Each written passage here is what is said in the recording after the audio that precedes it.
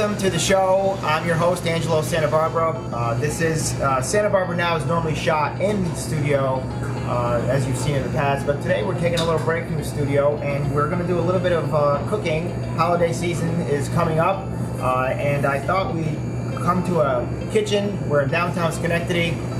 We are in the Asian Zen Bistro, and the owner, Andy, who I'm going to bring on camera right now, has been kind enough to allow us to use his kitchen today. Andy, say hello. Hello, how you doing, guys? And we're going to be doing a little bit of cooking, and we're going to show people how to do a southern Italian dish called spaghetti alla puttanesca. And we have joining us Giulio and Giuseppe Veglio from the Paul Mitchell School just down the street here in downtown Schenectady. Thank you both for being on the show. Thanks for having us. We're looking forward to seeing some great Italian cooking. And Andy, thank you for letting us use the kitchen. We're going to have you join us when we're done with the dish here to try out and see how our celebrity cooks have done. Absolutely. So now you got to get everybody coming in for Italian food instead of sushi. We'll try one day. One day. Let's see how it goes. We'll call it Zesty Italian from Zen Restaurant. All right. Okay. So we'll see in a little bit, and we're going to get to the cooking, and we're going to have you explain the dish. Okay, perfect. All right. Thanks, Andy. Thank you very much. Andy. Like you said, this is a piatto alla puttanesca spaghetti. You can also use linguine if you like to use linguine in this place. It's a very simple dish. It takes 20 minutes of cooking time, maybe 5 minutes to get it ready. So you can say about 25 minutes total. It's a dish that somebody comes over unexpectedly, and you have a few ingredients you can put together. And what you're going to put in this dish, really, we're going to use tomatoes, and they're crushed tomatoes. We're going to Fresh crushed tomatoes. tomato. We picked them this morning and put them in the cart. Yes. In fact, we brought them here on purpose like that. We have the oil that we're going to use, and we don't want to use too much virgin oil when we're cooking, So we want to use a light in between of oil. We have some hot peppers, chili. These I brought from Italy, so they were chopped up this morning and. Brought over straight from Italy. gives that nice flavor. I like it. But if you like it a little bit more spicy, use more. But if you can't get that fresh from Italy, can you use just red crushed pepper? Or? Yeah, you could use that. I like to chop it up myself, knowing it's whole. But yes, you can use the crushed pepper. The olives are important. In a dish that, when you're making this dish, and if you're making it for 6, you use a 1/3 cup. I put a little bit more. No, I mean a 1/2 cup. I put a little bit more because I like the taste of these, and they're Kalamata olives. Now this may be a funny question, but as we were off camera, you took the pits out, yes. And I guess that's very important to do because you don't want to bite into the pit and swallow in her or break your teeth or anything because you're not expecting it. But yes, it is great. So you do have to take a little time, and it took not long just to unpit them, just to cut them up in 4 and put them in there. And this is a great tasting olive, Kalamata. That's what this recipe calls for. You can make it with the anchovies or not. In 2 regions, I'll make it in Campania or Lazio. In Campania, they don't use, I had to look that up, that they don't use the anchovies, but it's to your taste buds. In Lazio, they like to use it. So use maybe 2 of them, cut them up very thin, but if you are allergic to fish, you definitely don't want to use that. And like anything else. Leave it alone. And my father always liked the anchovies, but the rest of the family didn't, so we try not to put them on, but according to your flavor, if you like it, you can add it. And you know what? It'll just dissipate into the dish What's the itself. anchovy do? Just make it a little bit more salty, or just give it that? It gives it that salt, and it just gives it that twist, that taste, We have them whole here right now, but really, I'm going to chop them up a little bit, just so, and if you can do that for me, Giulio, sure. In the meantime. Do you need them right now? Yes, well, if you can do that, just take this part and just chop them up really small, so when we throw it in together, because we don't want to see them whole. You got a smaller knife? No, I think you should probably put it like the. Okay, get away from here. Giulio is a I cut hair, so I should be able to cut. He usually doesn't do it with a long knife, so that kind of scared me a little bit. Okay, but then we have the capers, and capers are excellent. They give a great taste to it, so you can start seeing all the flavors that are going to go into this. Yeah. And this dish was. In one of the stories, they also said it was in a local restaurant. A lot of people showed up late at night, and the owner had run out of his main dishes and didn't know what to do. I had in one of the stories behind. There's different theories where this dish came from. That's one of the theories. So he just started looking around the kitchen. He said, okay, I got a little bit of hot pepper, I got the oil, I got the olives, I got the caper, I got the garlic. Let me just throw all that into a sauce, with some oil and some spaghetti, and let's see what comes out of it. And it is excellent. You get the smell. It's an excellent, excellent dish. And then we have the garlic. Now, the garlic, you can keep them whole, or you can actually take this right here and pass them through. And if you keep them whole, you just throw them in when they're in the oil and it's going for about 5 minutes, Angelo. You can pull the garlic out when it's light golden, and then you throw everything else in. Okay, just at the same time, stir it and bring it to a boil.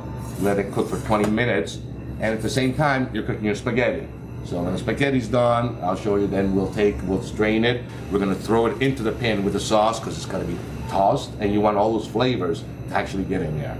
And then, we're gonna serve it right in the dish. Now, I brought some pecorino today, but you can use grana, pecorino, whatever your taste buds like, that's what you use with that. Can't you if you love garlic, can't you leave it in? The whole garlic, yeah, that's what I'm gonna do. So that's why I'm gonna crush it, so this way it dissipates into the dish, instead of actually pulling them out. I've tried it 2 different ways. I prefer to do it that way, but there's variations. You can play with this. And I think that's what's nice about this recipe is you can kind of tailor it to your flavor. If you want to add things or put some things in, you can do that. But also the point of it is that it's a quick, easy dish.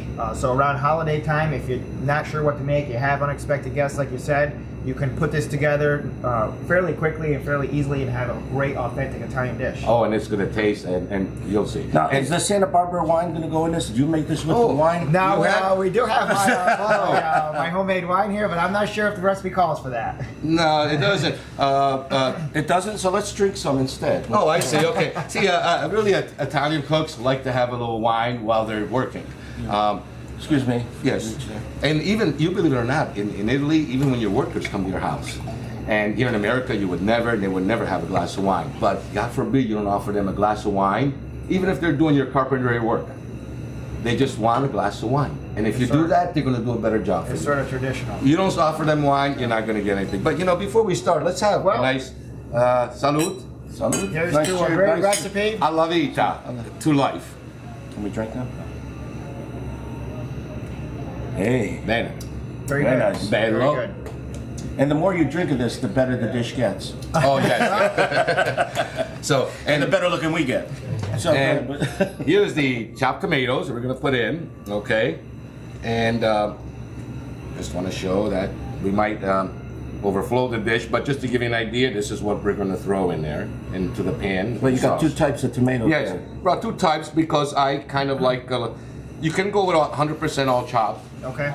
But I like a little bit more of the strained also mixed in with it, just to give it that more of a sauce, so it blends in even more. I like it mixed because I like the whole tomato in there too. I like the I don't like the white pasta with the tomato on top. This is a dish because you want to throw it back in the pan. Yeah. And it's like, let me throw it back and let me do that. So what we have now. This recipe is you're preparing for how many will this serve? For 6 people. 6 people. Preparing this. Okay. And that's why I use that much. 2 cans. Let me see here. And Julie, if you want to crush this for us. Sure. Okay, we'll put it all in here and just prepare that. Okay, Andy's going to show me here too. I'm sorry. This adjust the fire Okay. down. So that way if you want it higher, it will go up. Okay. If you want lower, you can adjust it a little bit, go right down. Okay, for now I'll keep it like halfway like this. For dish of 6, it calls for 1/3 cup of oil. Okay. Okay, so I'm going to put a 1/3 cup of oil in here. And I'm going to put a little bit more. You know why? Just a touch more because I kind of like more of that oil in there because it savors more in with the spaghetti. Garlic in there. See that, Angela? Look at that. Nice. Okay.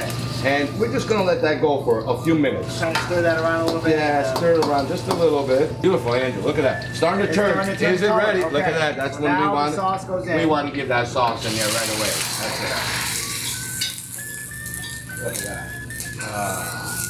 Look at Che that. bello. I love when I see this kind of scenery, Then, the peperoncini. In Italian we say peperoncini. So those are the hot, that's going to make it, give it the, Yes. flavor, the hot flavor. The capers, just throw it all in. See how easy that is? I mean, you don't have to really And here we use 4. You could use 2 for this recipe. I like a little bit more. Or you don't have to put, if you don't like anchovies or Yes. you're allergic, you don't need to put those in. Absolutely, absolutely. Can you substitute it with some other fish?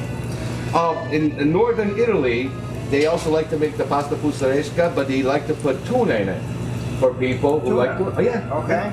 Believe it or not, they have a dish, and the more north you go, that's what they like to do. The Neapolitans. So now what we want to do, Tuna from a can, or we fresh? want to bring this to a boil. Now, how much stirring Go should on. we be doing here? It's not much. Is it necessary or? No, it's not necessary. You just want to make sure that you got them all in there like that. Okay. Yeah, the anchovy, what I did prior when I put it in a dish is first I took it between a paper towel and I made sure I took the oil out of it. So I dried it up. You know, I took it out of the can, out of the bottle that you buy it. And then you can cut that up. So you can use 1 anchovy if you really don't like a lot of the taste.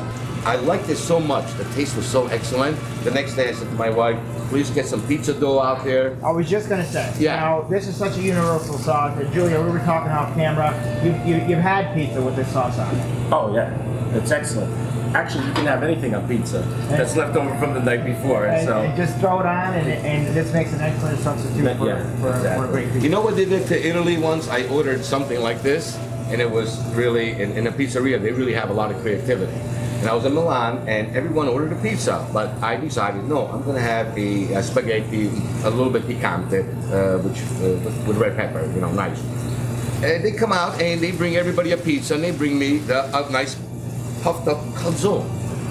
And I looked at the gentleman and said, no, I did not order that. I wanted the spaghetti, please. I don't want a calzone. And he says, don't worry about it. You eat it. I made it for you, you eat it. And I looked at him, how dare you? You know, sometimes Italians do that in a restaurant. They treat you like family, you know? And the nice thing was the creativity was here. He had his wood oven, and he took a knife, and he took the calzone, which was puffed up like this, and he opened it. And then he flipped it over.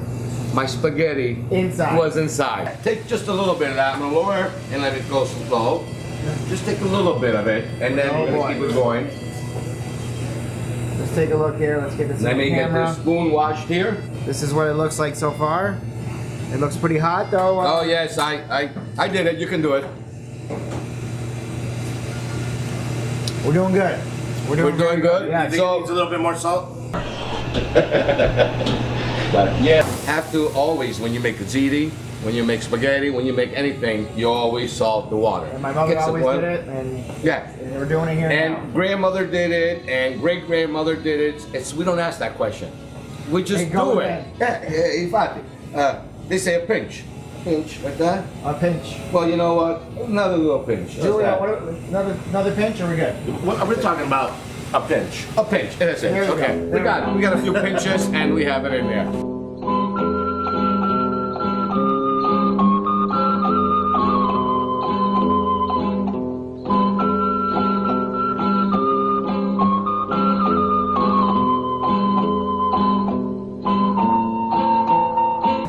At home, I always have Gran Padano, Pecorino. My wife's from Milan, so she only likes Gran Padano. She always uses Okay. that. That's a Today very says, good you know choice. what? We're from Caiazzo, and this is more from our area. It is, yeah. Down south, so we're gonna use a Pecorino on it. But Gran Padano, Parmigiano Reggiano, Pecorino, really what you like. Yeah. That's what it boils down to. Is Okay, so here we are. The dish has been prepared, 20 minutes or less, as Giuseppe promised us. Julia, I want to thank you. I want to thank you both for being here, for joining us. I do have a bottle of Santa Barbara wine for you, made in the town of Rotterdam with my family. So we're gonna, if you would do the honors of opening this. I want to thank Andy for letting us use the kitchen right here in downtown Schenectady at Zen. We hope that you'll join us. We'll hope that you'll join us for our next dish. We'll cook something festive, perhaps around the holidays at the end of the year. But we're going to dig in right now and see how we did. And I'm going to use chopsticks in honor of Zen. Well, since we are in Zen, we feel free to use chopsticks.